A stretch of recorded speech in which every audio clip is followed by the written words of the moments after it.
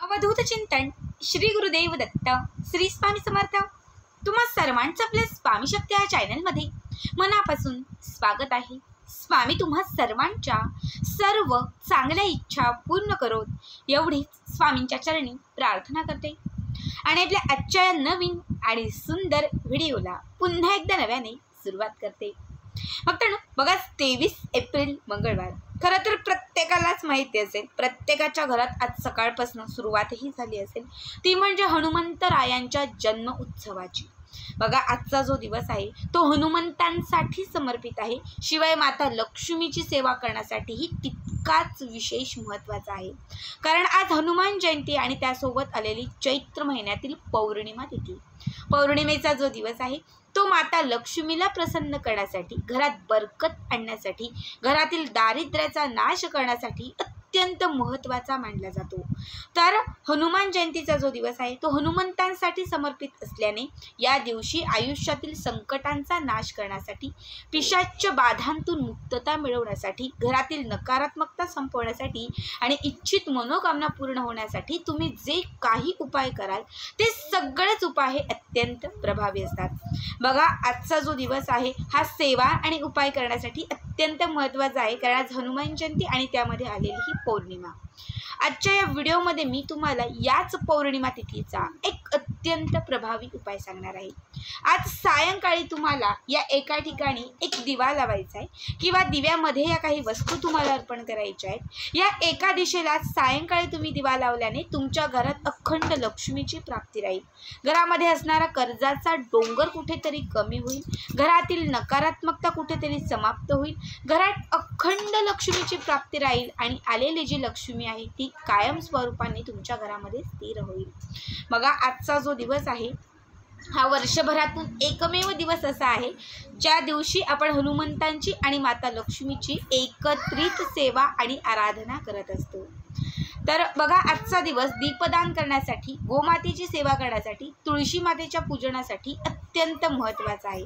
आता यामध्ये मी बऱ्याचशा सेवा आणि बरेचसे उपाय तुम्हाला सांगितलेले आहेत। स्नान कसं करायचं, गोमातेची सेवा, दीपदान याबद्दलच्या बऱ्याचशा व्हिडिओ मी तुम्हाला मागच्या काही व्हिडिओमध्ये शेअर केलेल्या आहेत। मात्र आत्ताच्या या व्हिडिओमध्ये मी तुम्हाला सायंकाळचाच हा प्रभावी उपाय सांगणार आहे।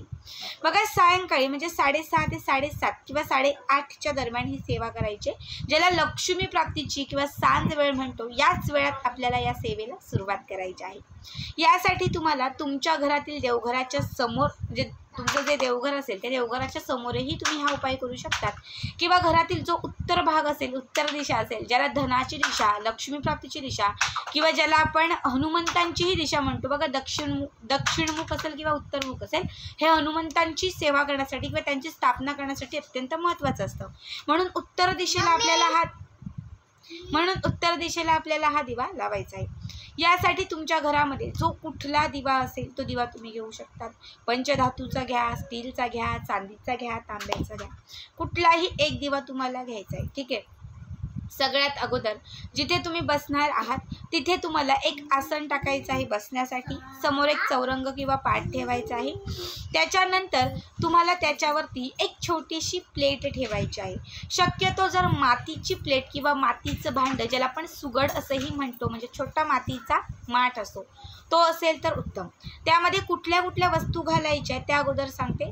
सगळ्यात अगोदर याच्यामध्ये तुम्हाला सप्तधान्य घालायचे। सगळ्यात पहिले एक मुठभर तांदूळ, त्याच्यामध्ये तुम्हाला थोडेसे गहू घालायचे आहेत, थोडेसे पांढऱ्या रंगाचे तीळ घालायचे आहेत। यामध्ये तुम्हाला आपले जे हिरवे मूग असतात हे हिरवे मूग घालायचे आहेत आणि बाकीचे धान्य, असे सप्तधान्य म्हणजे 7 धान्य घालायचे। याच्यामध्ये तुम्हाला अर्धा चमचाभर कुंकू, अर्धा चमचाभर तुम्हाला हळद घालायची आहे। त्याच्यानंतर याच्यावरती तुम्हाला थोड्याशा फुलांच्या पाकळ्या घालायच्या आहेत। अख्खे असणारे जे धने असतात हे 21 अख्खे धने तुम्हाला मोजून याच्यामध्ये घालायचे आहेत। 1 रुपयांचं एक नाणं घालायचं आहे आणि एक सुपारी ठेवायची आहे, ठीक आहे। हे सगळं त्या मातीच्या भांड्यामध्ये म्हणजे त्या सुगडामध्ये किंवा त्या प्लेटमध्ये ठेवायचं आहे आणि याच्यावरती एक अजून प्लेट ठेवायचं आहे, ठीक आहे। सुगड ठेवलं असेल तर त्या सुगडाच्यावरती अजून एक प्लेट ठेवा, कुठलाही ठेवा, स्टीलचं, चांदीचं, तांब्याचं किंवा मातीचं प्लेट ठेवलं असेल तर त्याच्यावरतीही कुठलंही घरामध्ये जे प्लेट असेल ते प्लेट ठेवायचं आणि त्याच्यावरती हा जो कुठला तुम्ही दिवा घेतलेला आहे तो दिवा ठेवायचा आहे। दिव्यात 2 वातींची पिळून एक वात घालायची आहे, दिवा प्रज्वलित करायचा आहे। दिव्याला हळदी कुंकवाचं एक स्वस्तिक काढायचं आहे, ठीक आहे। इतकं करून झालं की त्याच्यानंतर एक छोटीशी वाटी घ्यायची आणि त्या छोट्या वाटीमध्ये तुम्हाला मोजून 11 धने घ्यायचे. किती? 11 धने. ह्या 11ही धन्यांच्या वरती तुम्हाला थोडंसं अत्तर स्प्रेड करायचं आहे आणि 11 धन्यांवरती अत्तर स्प्रेड करून ते धने सुगंधित करून घ्यायचे. हे करून झालं की त्याच्यानंतर यातील एक धना या 3 बोटांमध्ये पकडायचा आणि श्री सुक्तमाचं पठण करायचं. नित्यसेवेच्या पुस्तकामध्ये जे श्री सुक्तम आहे, ह्या श्री सुक्तमाच्या पहिल्या ओव्या म्हणायच्या, श्री सुक्तम म्हणायचं आणि हा धना त्या दिव्यात अर्पण करायचा. पुन्हा दुसरा धना या 3 बोटांमध्ये उचलायचा, पुन्हा श्री सुक्तम म्हणायचं, पुन्हा हा धना त्या दिव्यात अर्पण करायचा. असे 11चे 11 धने श्री सुक्तमाचं पाठ करत म्हणजे संपूर्ण श्री सुक्तम म्हणेस्तोवर फलश्रुतीसहित, लक्षात ठेवा, फलश्रुतीसहित संपूर्ण श्री सुक्तम म्हणेस्तोवर तुम्हाला हे 11च्या 11 धने एक एक करत त्या दिव्यात अर्पण करायचे आहेत. ठीक आहे. हे करून झालं की त्याच्यानंतर तुम्हाला 2 हिरवे वेलदोडे घ्यायचे आहेत. यातील एक वेलदोडा उजव्या हातामध्ये घ्यायचा, हाताची मूठ बंद करायची आणि एक वेळा हनुमान चालीसाचा संपूर्ण हनुमान चालीसा म्हणायचा आणि हा वेलदोडा त्या दिव्यात अर्पण करायचा. पुन्हा दुसरा वेलदोडा घ्यायचा, पुन्हा हाताच्या मुठीमध्ये ठेवायचा आणि यावेळेस विष्णू सहस्रनामाचं पठण करून तो जो वेलदोडा आहे तो त्या दिव्यात अर्पण करायचा. ठीक आहे. या 3ही सेवा म्हणजे 11 धने आणि 2 वेलदोडे अर्पण करून झाले की त्याच्यानंतर हा जो दिवा आहे हा असाच प्रज्वलित ठेवून द्यायचा. दिवा अजिबात विझू द्यायचा नाही. रात्रभर दिवा पेटताच राहिल्याची काळजी घ्यायची. दुसऱ्या दिवशी म्हणजे उद्याच्या दिवशी हा जो दिवा आहे तो विझला तरी चालेल.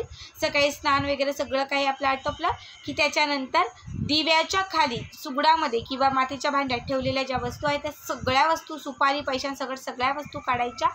एका लाल रंगाच्या किंवा पिवळ्या रंगाच्या, हिरव्या रंगाच्या कापडामध्ये त्या वस्तू ठेवायच्या. त्याला एक घट्ट गाठ मारायची त्या कापडाला आणि त्याची एक अशी मोठीशी पोटली तयार करायची. ठीक आहे. आणि सोबत घातलेले जे धने आहेत हे धने आणि 2 वेलदोडेही काढून घ्यायचे. जे धने आणि वेलदोडे तुम्ही ठेवले होते हे धने आणि वेलदोडे काढून तुम्हाला तुमच्या घरातल्या 4 दिशांना शिंपडायचे. 11 धने आणि 2 वेलदोडे, दोन्ही वेलदोडे उत्तर पूर्व दिशेला टाकून द्या आणि धने जे आहे ते घरातल्या 4 दिशांना शिंपडा.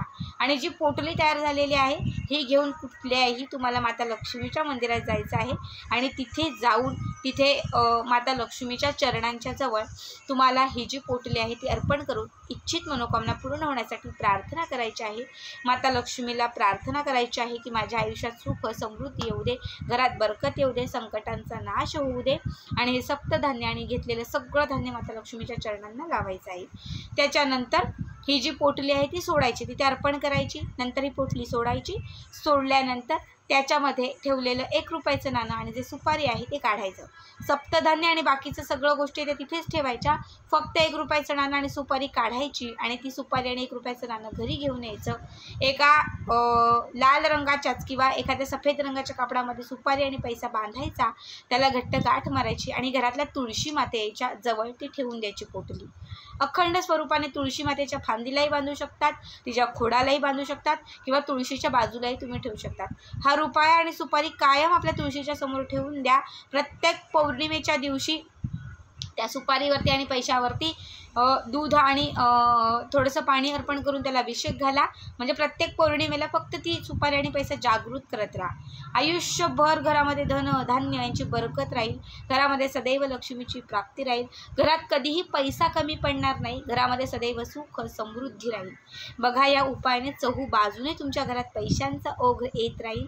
घराकडे अखंड माता लक्ष्मी जी आहे ती खेचली जाईल. अत्यंत पॉवरफुल पौर्णिमेचा विशेष उपाय आहे. सगळ्यांनी आजच्या दिवशी हा उपाय आवर्जून करा. आजचा हा व्हिडिओ कसा वाटला कमेंट करा आणि असेच पुढचे व्हिडिओ पाहण्यासाठी चॅनलला सबस्क्राईब करा. श्री स्वामी समर्थ. जय जय स्वामी समर्थ.